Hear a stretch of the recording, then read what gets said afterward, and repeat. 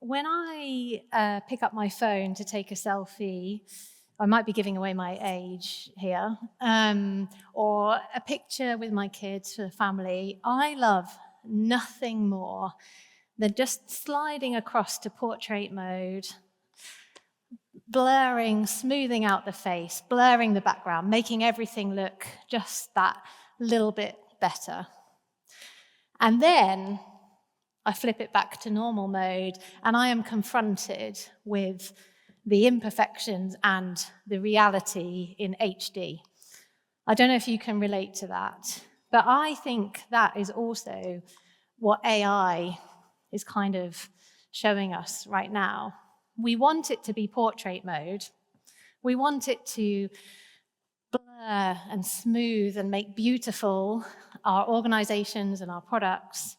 But what it really is an HD mirror, a high-definition mirror, which is showing us the reality, the imperfections, and the things about our organizations and our products that are maybe not so great, and that we might be filling with this thing that I call human glue. Because when we shine that mirror on our organization, we tend to see two truths coming out. Technical debt, that's no surprise to any of us. Data silos, problems, things we've been trying to fix forever. But also avoidance. Avoidance in terms of solving some of our process problems or how we work, getting to the root cause of issues rather than just carrying on. And that was okay when we were going at normal human speed, but we aren't doing that anymore. Now, before I get into a bit more, I want to give you a bit of a flavor of how I think about product. I like to think about it in 3 horizons. Optimizing the core, knowing your business, getting it right, getting more juice out of what you have. Building the new, bringing things to market, new features, new products. And then horizon scanning and innovation, looking to the future. These 3 horizons, I think, sum up where we have to be working in product, and we have to work across all of them. Now, a few years ago, here, we were talking about AI a lot, and it was firmly in that 3rd horizon. It was firmly a future thing. For some of us, it was in the building the new, but it was experimentation. It was something new that we were excited about. Well, we're still excited about it, but we were really excited about this new thing. And if I was going to lead a talk, well, I actually was talking about this at the time. My advice on getting return on investment then was, you've got these AI solutions and you're searching for a problem. Let's just go back to basics. Let's find the problem, solve the problem. Fast forward to today, and we're in a different world. AI, not only AI, generative AI is in every step of this horizon. It's in the core, it's in the new, and it's in the future. Only this month we've seen huge leaps forward with some of the models. It's changing all the time. And what I have learned with Just Eat Takeaway and this evolution of AI and strategy and how we move forward is that we were focused on the solutions and the technology, but this is not just a technology problem. This is not just about your code. This is about your whole organization and how you work. This is about how you get the best from the tools that you have, not just the tools themselves. Now, that requires us to turn this HD mirror that I love so much on ourselves. And as leaders, we have, I think, got quite a lot of leadership debt. Certainly in Just Eat Takeaway, I had to hold this mirror up and really assess whether we were doing things the best that we could and whether I had been avoiding making decisions or getting to the root cause, just carrying on. But we all know from way back, we used to talk about automation before we were in the AI world. And we used to say, simplify before you automate. If you automate a non-simplified process, you're just adding extra steps. You're spending money you don't need to spend. It's the same today with AI. If you automate a mess or something that doesn't work, you've just got a faster, more expensive way of doing that.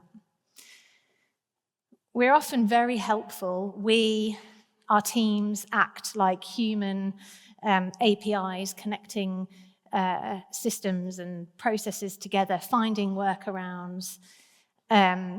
Layered on top of that is this tribal knowledge concept. If Catherine in ops knows the answer to everything, and when you don't know how the process works, you just go to Catherine and she fixes it, that's tribal knowledge.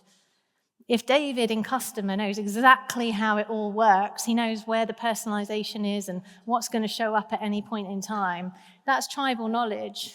That's inside their head. It's held hostage. It isn't organizational intelligence. It isn't information that the machine can use. We've always had a human in the loop. We won't always have a human in the loop. We won't be able to take advantage of that tribal knowledge. So AI is really the ultimate debt collector for every document you didn't write, for all the artifacts you don't have that live inside their head.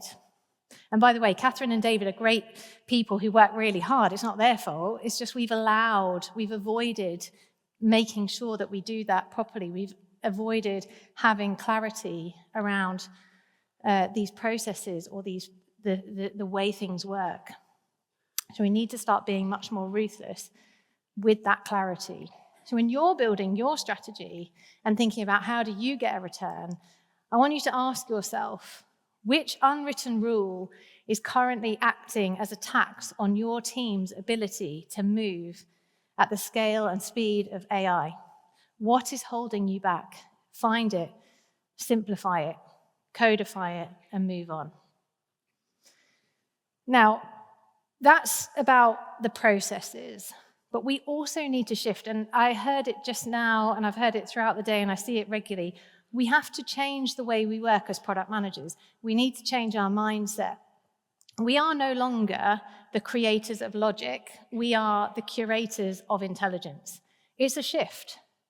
We've got to shift away from the features. I've got it on the slide. Stop worshipping at the altar of the feature. Stop focusing on deterministic outcomes, hard-coding logic, and start thinking about how you create the space for universal building blocks that are intelligence, that are generative AI within your products. And I say universal building blocks, what I'm talking about is reusable pieces that you can employ or use in different places. And this is important because, especially when it comes to personalization, and this is something we've really learned, our industry is incredibly competitive. We want to give you a fantastic customer experience. We need to personalize it. We've built a large commerce model that takes hundreds of thousands of inputs to create a rich profile of our customers and give them or serve them the best content that we can. We're getting real-time feedback from them, whether they like it, whether they don't, whether they convert, whether they don't. We all know this process, but it's happening faster and faster. We're getting those inputs quicker and quicker. And we've taken that and we've used it in other places. We can now run campaigns across all of our markets in minutes with no additional technical overhead, something that would have taken us days or weeks in the past. So the speed that we're able to move at is incredible. We have to undo the work of the hard coding of the past. We have to make sure that we're thinking about how we create the space for it to flow rather than the logic and the outcome that we want to happen. We need to create the intelligence. We need to curate these models so that they are coming up with the right outcomes, the better outcomes, and they're coming up with them quicker. This will serve your business well. And when we're talking about return on investment, we all know fail fast. I mean, who's heard fail? We've heard fail fast, like in the product world, endlessly for years and years and years. Never has it been more true than now, but never has it been more possible than it is today, because the speed of feedback and the speed of change is unlike anything we've seen before. So I want you to ask yourself, when you're building that strategy and you're thinking about your returns, where are you still manually hard coding your user experiences or whatever the right feature is for your business?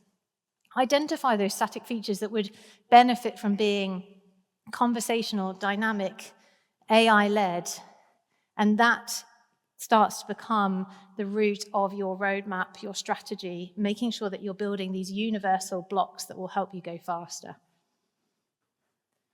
Now, it would be remiss for me not to talk about data, because lots of this is organizational, and it is about how we work, the processes that we have, how we simplify things, and how we learn.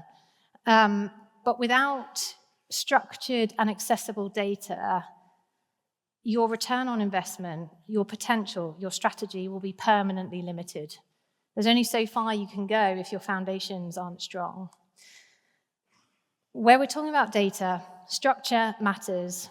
We actually had, in Just Eat Takeaway, so much data, but we weren't really able to use it. We actually have over 104 petabytes of data, and every single day, over 570 million events are hitting our platform. So we have data in abundance.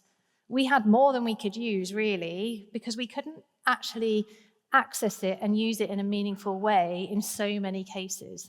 So we really had to hold that mirror up to ourselves and recognize that we were patting ourselves on the back for having loads of data and wasn't that great, but it wasn't really getting us as far as we needed it to. We've audited our data, we've adjusted the structuring, we now have it structured around intent and business logic, so it's much, much easier to use. But that's also only half of the story, because again, you can have a beautifully structured set of data, but if you can't access it, then it's not useful to you.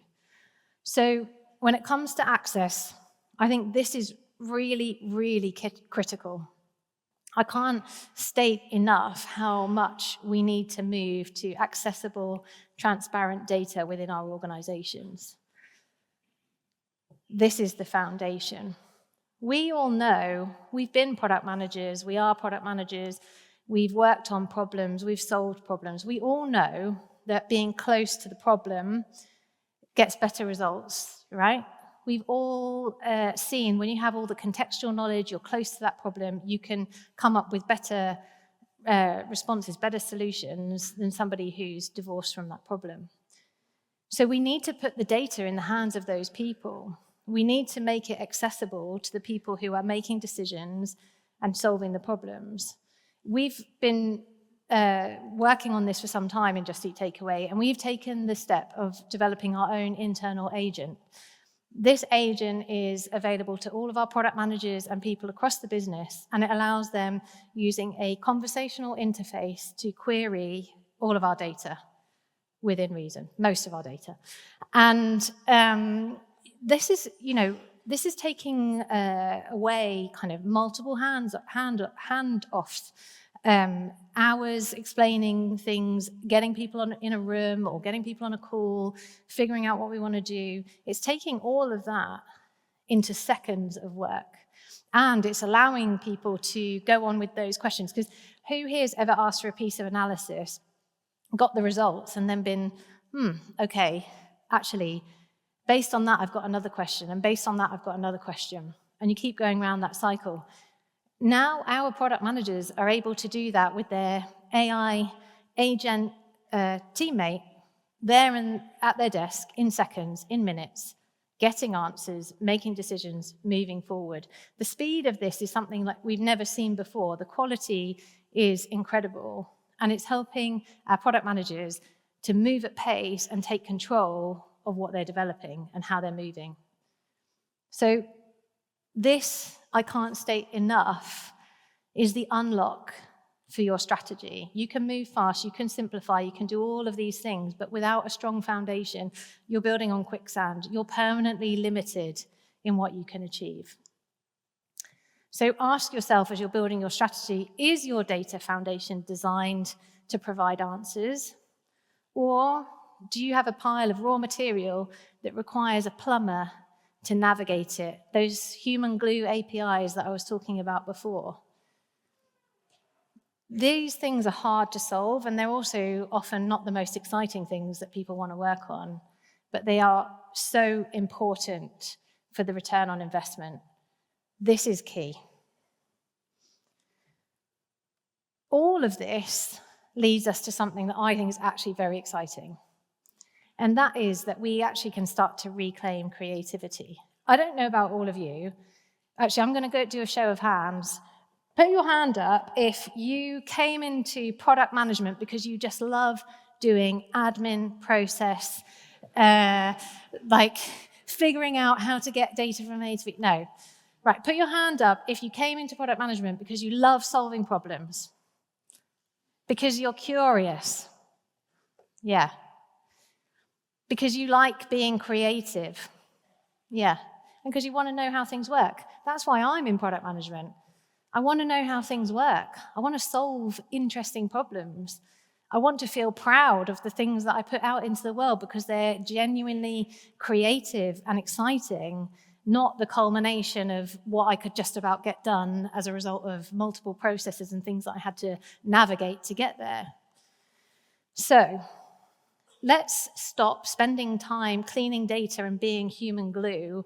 It's a tragedy of wasted potential. We're hiring these amazing people into our teams and then we're giving them 40 hours a week of drudgery to do. No one wants to do that. None of us are in this career for that reason.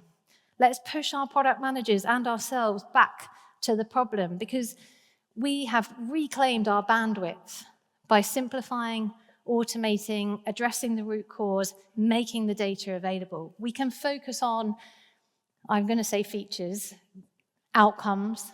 We can focus on the horizon scanning and being excited about what comes, and we can actually love our jobs again. And we can go faster than ever before. This, I think, is the exciting part of where we are. And the other thing I know to be true is that people perform best when they're in the space that they thrive. And your show of hands tells me something. The process side and the drudgery and the difficult things that we haven't addressed in the past, they are the things that are sapping people's energy. That's not where people thrive. It's when they get to do this creative work. It's when they get to be in this space. So this is actually the new era of product management, and it's exciting, but we've got to make sure that our strategy is taking us there.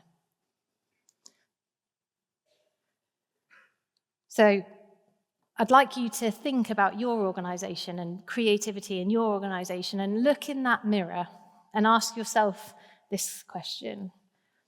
Are you paying for world-class discovery? Are your people actually able to do that work? Or are you just subsidizing the cost of your own organizational debt by making them be the human glue connectors? AI strategy for return on investment is critical. We're going to spend a lot of money on these tools, and we all know that we need to get a return. That's business. But it's about much, much more than the technology and the tools, much more. It's all about your organization and the way you work. So I encourage you to audit your human glue, identify where your processes rely on individual heroics more than the scalable systems and the documented things, and simplify wherever you can. Don't confuse tribal knowledge with organizational intelligence. They're not the same. Figure out how to make your information and context available to the machine. Shift in your mind from creator to curator. And crucially, prioritize data transparency and access so that you have the foundations for your strategy to be successful. Because AI isn't just a tool for your product, it's the high-definition mirror for your business. What it reveals is yours to fix. Thank you.